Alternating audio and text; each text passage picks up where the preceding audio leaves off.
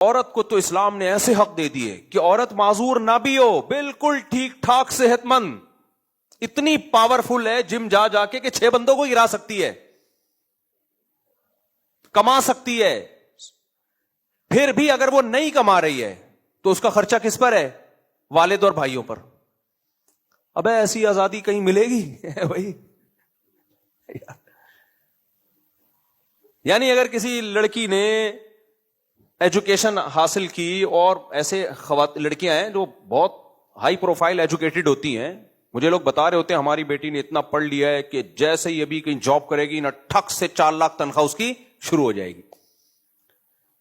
ایسی ہیں 4 لاکھ کیا 40 لاکھ کمانے والی بھی ہے، لیکن آج وہ فیصلہ کر لے میں نے نہیں کمانا، ڈیڈی پاپا میں جاب، کیونکہ جب وہ 40 لاکھ کما رہے تو اسٹائل بھی چینج ہو جاتا ہے. پھر ابو نہیں ہوتا گھر میں. ابو تو ہم غریبوں کے بچے بول رہے ہوتے ہیں ابو، اور مجھے اچھا ابو ہی لگتا ہے یار. ابو کے لفظ میں بڑا پیار ہے، امی کے لفظ میں بہت پیار ہے. خیر آپ کی مرضی، آپ پاپا بابا بیکری کا جتنا بھی سامان ہے وہ آپ اپنے گھر میں رکھیں، ہمیں کوئی اعتراض نہیں ہے، لیکن ابو اور امی کے لفظ کو مت چھوڑو یار. انگریزوں سے متاثر مت ہو، ابو ابو ہی اچھے لگتے ہیں.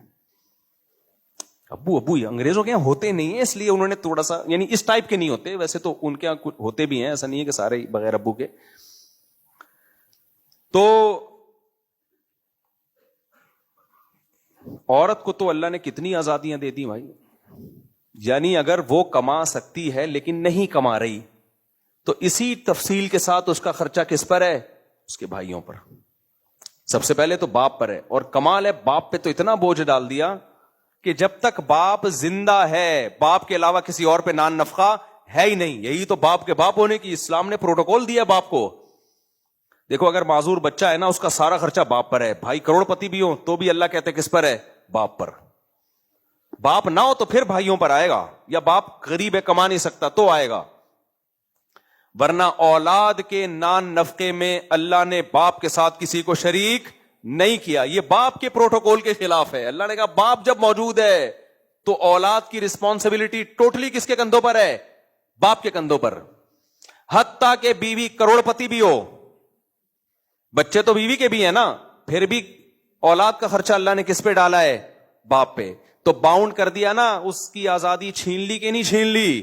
لیکن اللہ نے کہا ہم تمہاری آزادی اس لیے چھین رہے ہیں کہ تاکہ تمہارا اولاد سے ریلیشن کیا ہو جائے؟ مضبوط. بچہ جب بڑا ہوگا اور تم بوڑھے ہوگے تو بچہ کہے گا کہ میرے بھائی بھی مالدار تھے، میری ماں بھی مالدار تھی، میرے پڑوسی بھی مالدار تھے، میں جس حکومت میں رہتا تھا وہ بھی ارب پتی تھی، لیکن میری ساری رسپانسبلٹی کس نے اٹھائی ہے؟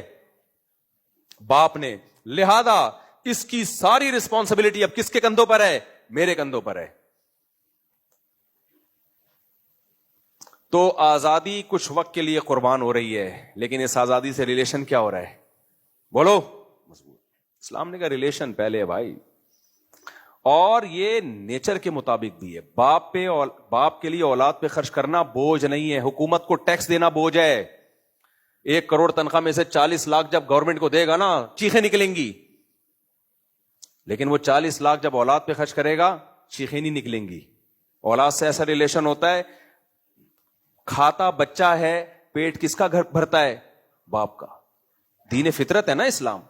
انگریز ان نعمتوں سے محروم. صحیح ہے. ریلیشن گئے تیل لینے،